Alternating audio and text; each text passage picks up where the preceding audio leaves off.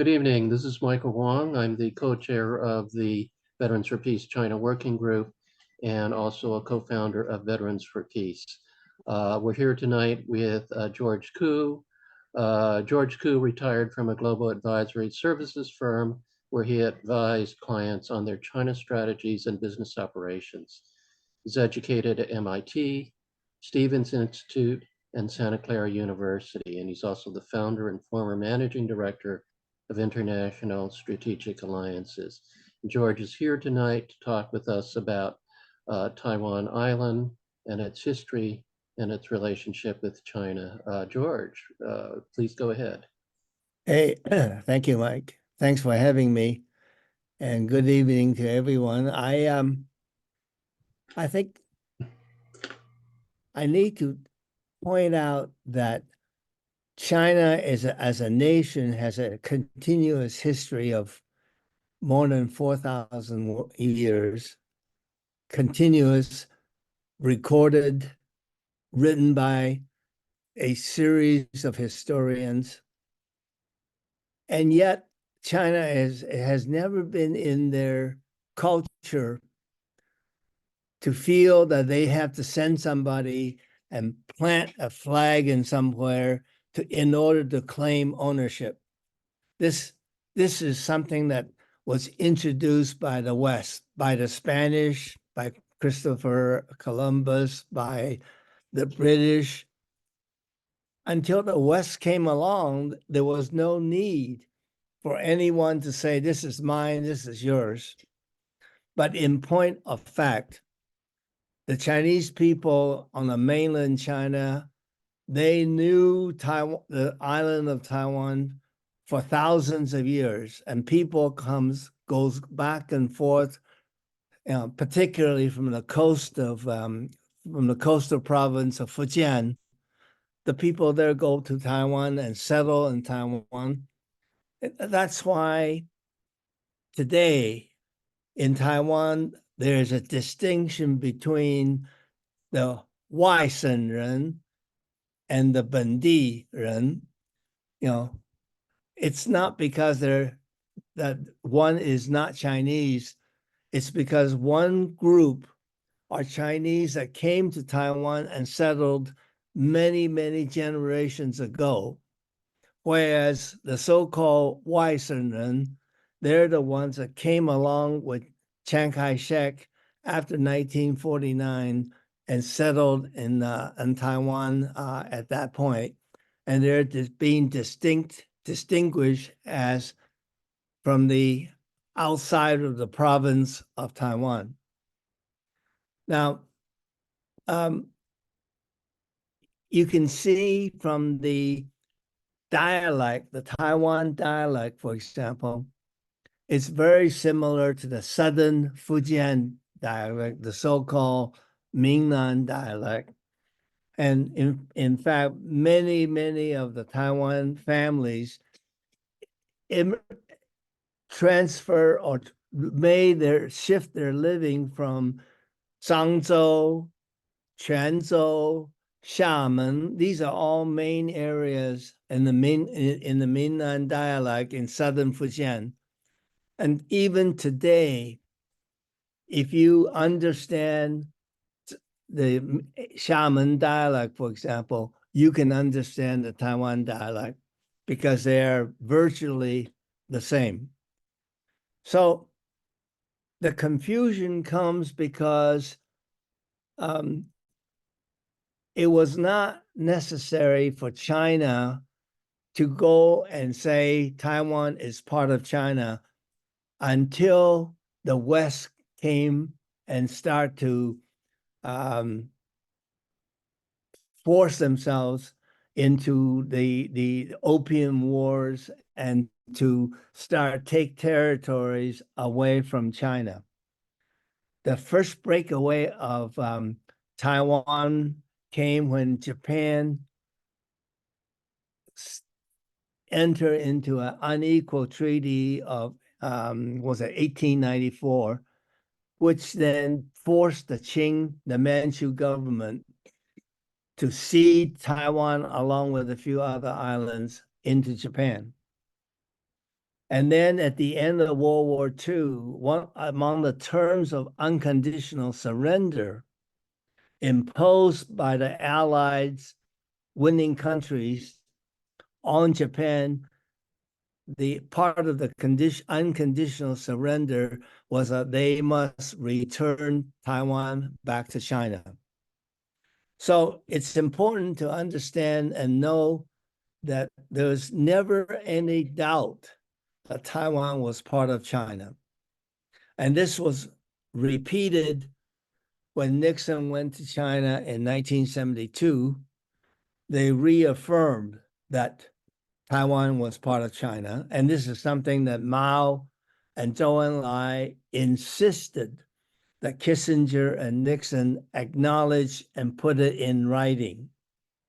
Now, and there was a point in history in the 1600s or so when Taiwan was occupied by the Dutch.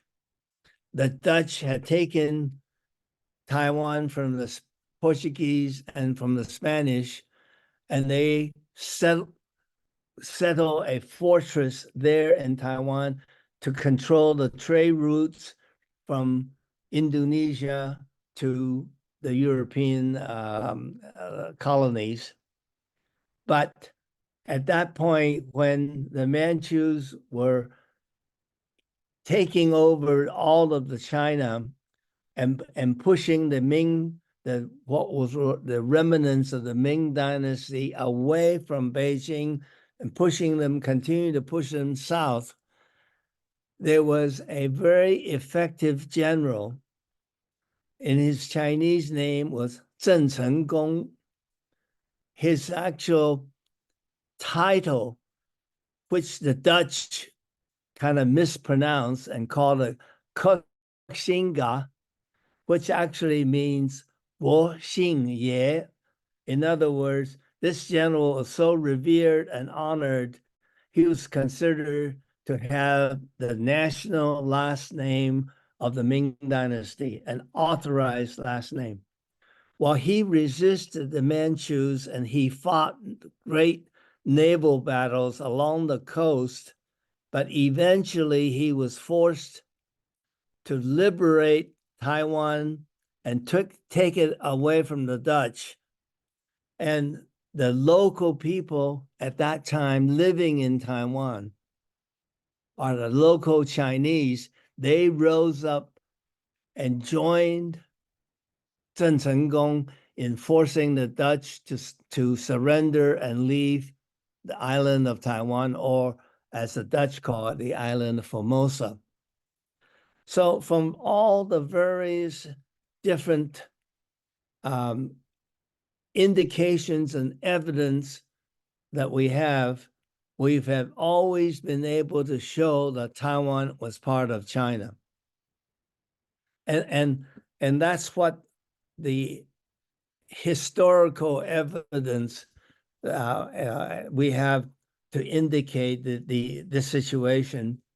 Now, in 1949, when Chiang Kai-shek evacuated the mainland and settled in Taiwan, Mao and the PLA was getting ready to take Taiwan, to send their ships over and land in Taiwan and totally defeat the KMT.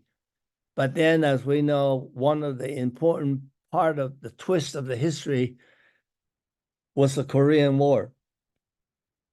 And because MacArthur was threatened to push the North Koreans all the way to the border and invade China if he was and threatened to invade China, and Stalin talked Mao into sending over the quote unquote volunteers from China to fight the Americans and the United Nations troops in North Korea, and that would be 1950.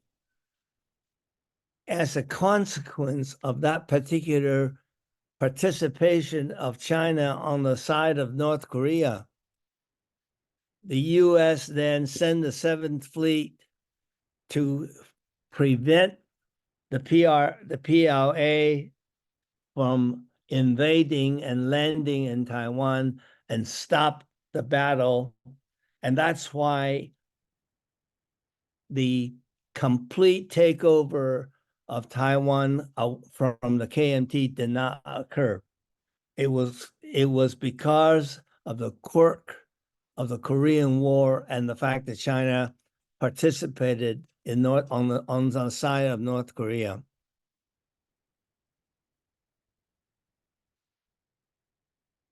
So I want to stop there, Mike, and see if there's what we need to talk about to clarify the situation at this point.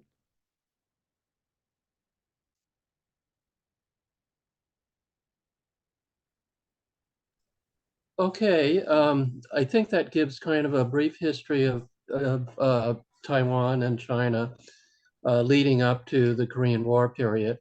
This is part of a two-part series, the other part being next week when we have part two talking about the current situation and the election that they just had on Taiwan. Yeah. So at this point, I think you've given a good summary of how Taiwan developed as part of China.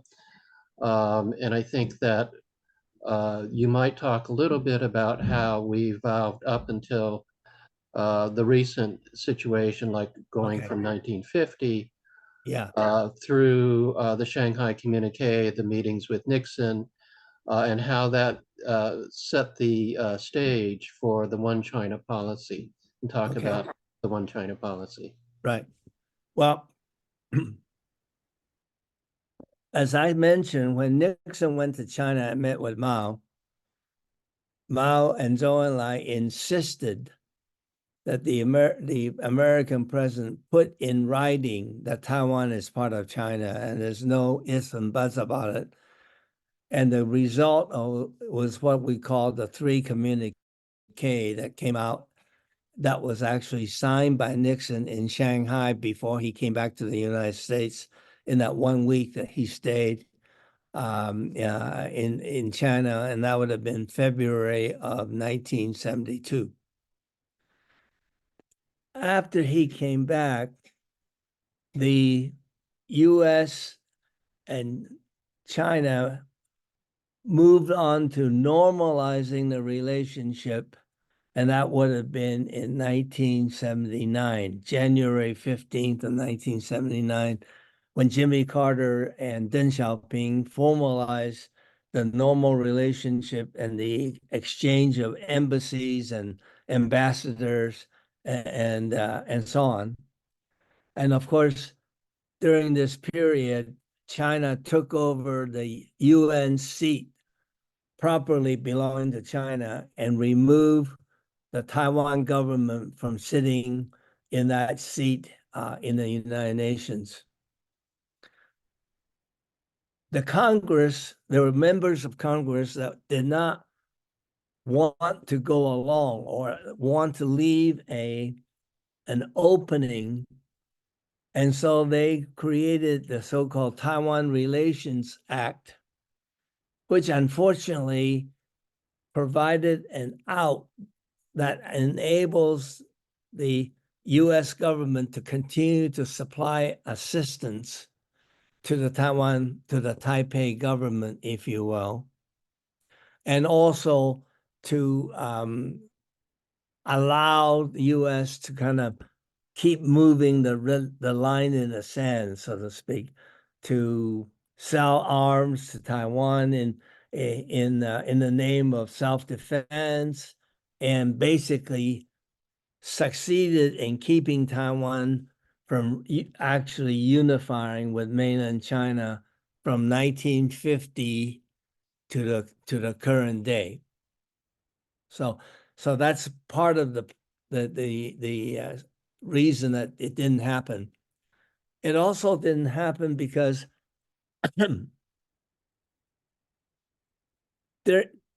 after Chiang Kai-shek died, his son, Jiang Jingguo, took over the government in Taiwan, and Jiang Jingguo started to liberalize and remove the martial law that was in control of Taiwan at the time.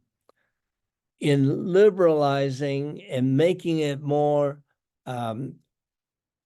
friendlier relationship, if you will, between Taiwan and mainland China, he then made a mistake. He appointed Li Denghui to be his successor. Li Denghui was a Cornell graduate, PhD from Cornell in agricultural sciences, and seemed to be a reliable, trustworthy successor, except what Jiang Jingguo did not realize, and when he died, the office passed on to Li Denghui. What he didn't realize was Li Denghui's older brother actually fought with the Japanese Imperial Army during World War II, and in fact was killed in action as a Japanese soldier. So Li Denghui's older brother is enshrined in the Yasukuni Shrine in Tokyo. And Li Denghui, after he became the leader of Taiwan, would frequently welcome visitors from Japan, and he would confess. He would say, I would much rather speak Japanese than Chinese, because deep down inside, I am more Japanese than Chinese. So during the period that he was leading the nationalist government in Taiwan, he actually started to move the control towards what became the DPP, the Democratic People's Party, the party that's pro-independence of Taiwan.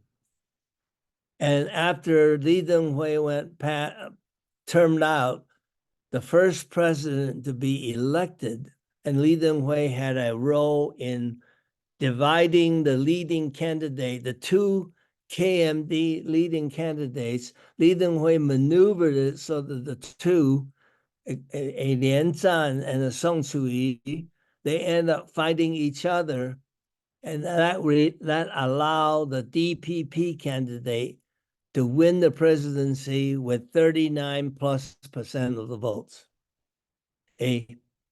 not a majority. And that president was called Chen Shui-bian. And as soon as he got elected, he made it very clear that he wants to move Taiwan away from the sphere of influence of China. And one of the most damaging things that he did was he rewrote the textbooks in Taiwan, the K through 12 textbooks on Chinese history, on Chinese culture, on everything related to China. He completely obliterated the relationship so that one or more generation of young Taiwan people grew up not understanding and not appreciating and not realizing that they are Chinese. And this is the damage that has occurred. And after Chen Shui-bian completely turned the Taiwan economy and politics upside down, and it became clear that he was thoroughly corrupt, as soon as his office termed out, he was thrown in jail. And the next president was a KMT president. His name was Ma Ying-jeou.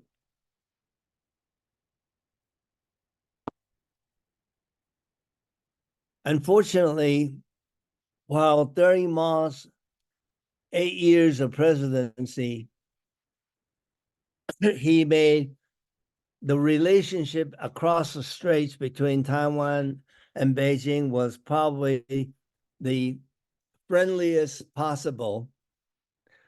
and they both agreed there's only one China, but one China subject to the interpretation that each side prefers. And that's where they left it. But the young people in Taiwan made it very uncomfortable for Ma to do any more than creating a positive trade relationship between Taiwan and mainland China. He was not able to actually make any positive move towards considering unification. He could not have done that.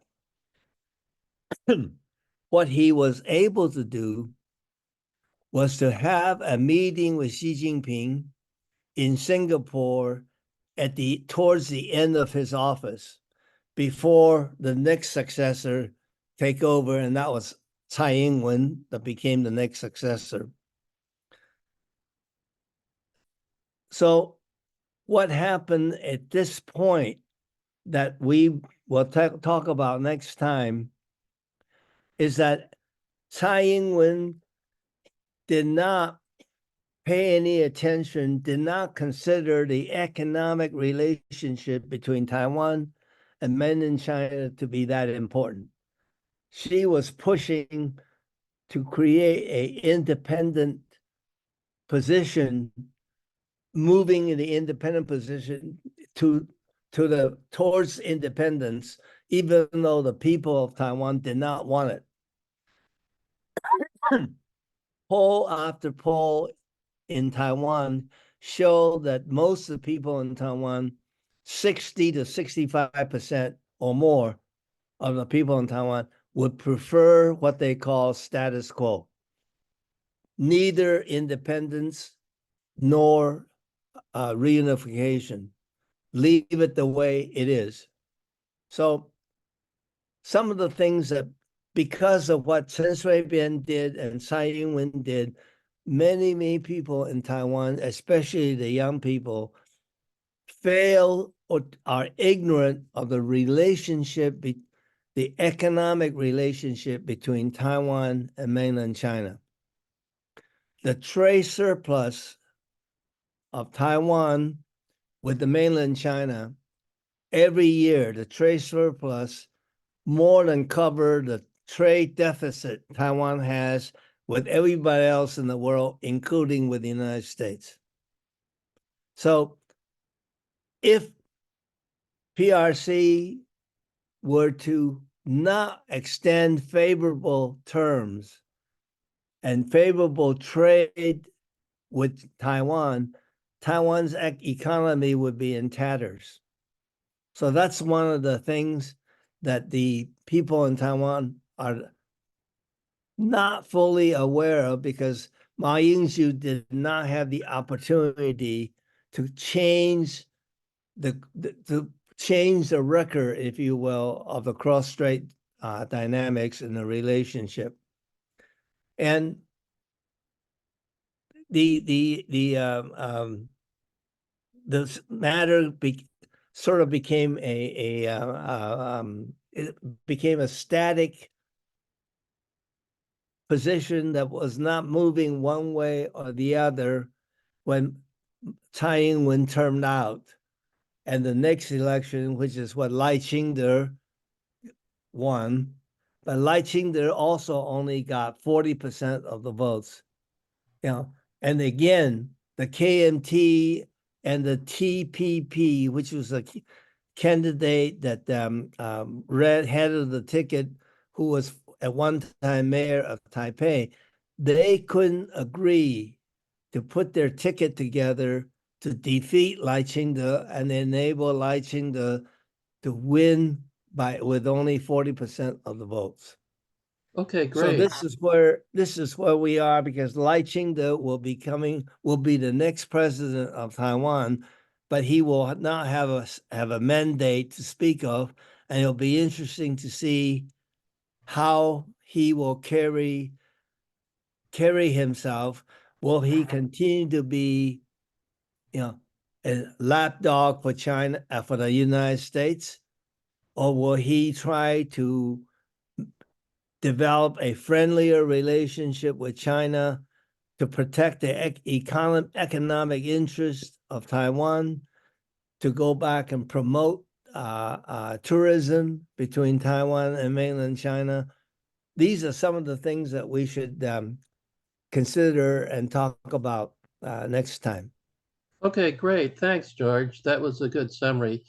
Yeah, we'll talk about that in part two next week when we do another interview and talk about the recent election, talk about the relationship going forward. We'll talk about the difference between the government on Taiwan, the official name being the Republic of China, Yeah, and the mainland government, the People's Republic of China. yeah. So I And hope one teaser, if I may, Mike.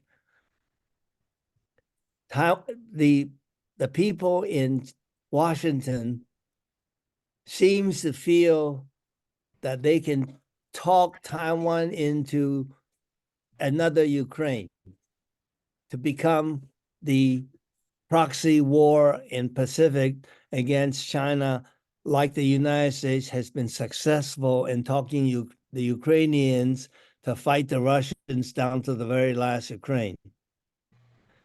I have a different theory and a different expectation, and I look forward to talking about that next time. great, thank you. And yes, I'm absolutely interested in hearing what your theory is. So thank you, folks, for tuning in, and we'll be back next week with part two. And thanks for having me, Mike. Enjoyed it. Yeah, thank you. Okay.